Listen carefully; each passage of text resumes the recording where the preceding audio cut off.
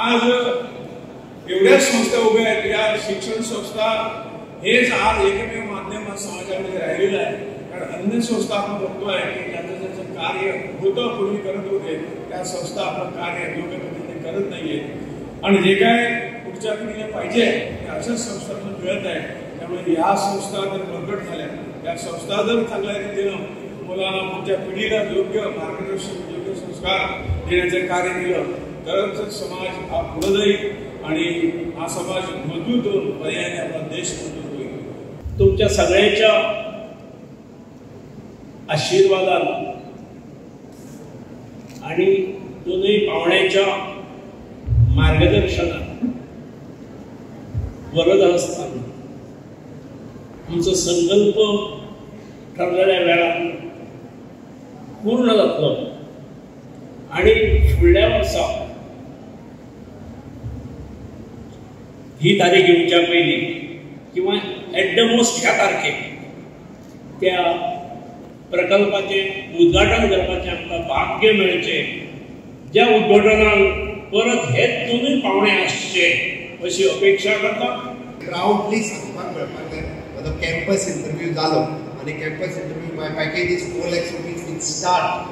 हे मिनिमम जशें प्रोफेशनल कॉलेजींनी सांगता म्हाजी पॅकेज 14 लाख 15 लाख.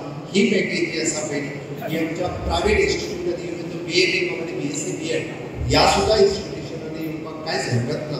पण त्या पद्धतीचो स्टँडर्ड आणि त्या पद्धतीचे स्किल ही आमी डेव्हलप करची पडटली आणि ती डेव्हलप जावपाची खरी गरज आसा.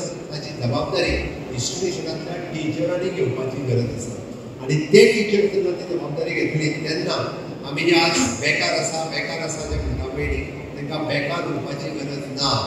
आमी सदांच म्हणटा की BA आनी BCom जालो MCom जालो काय कितें करता ना बेकार म्हणटा. अरे MCom जाल्ल्या एखाद्या भुरग्याक बेकार कित्याक रावचो पडटा हो प्रश्न म्हाका पडटा आणि ते बी गोंय सारकेल्या राज्यांत.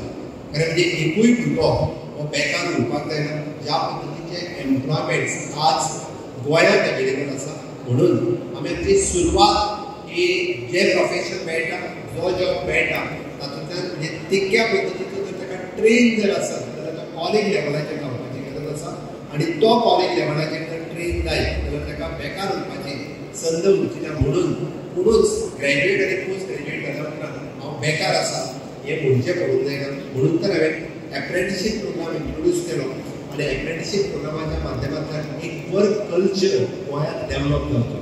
कारण टिचर आसतलें म्हाका सांगतालो हांव आतां बेकार आहा म्हणून. त्या भुरग्याक सुद्दां एक प्लॅटफॉर्म दिलो.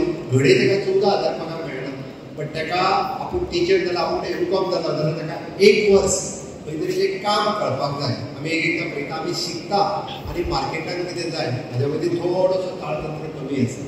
कारण त्या खातीर म्हजी रिक्वेस्ट आसा सिलेबस वेगळो कितें आसलो जाल्यार मार्केटाची नीड कितें आसा जे नीड कितें आहा हें समजून जर शिकयलें जाल्यार ताका बेकार रावचो पडचो ना. म्हणून तर नर्सींग बेकार रावचें पडना. कारण that is the need of मार्केटान नर्स ही रेडी जाली डायरेक्ट जाली. मागीर MCom जाल्लो स्टुडंट अकाउंटंट म्हणून रेडी ताका करपाची गरज पडना. तर आमचीच आसा आमी ताका रेडी करून अकाउंटंट म्हणून धाडपाक जाय जाल्यार तो रोखडोच मार्केटान एब्जॉर्ब जातलो.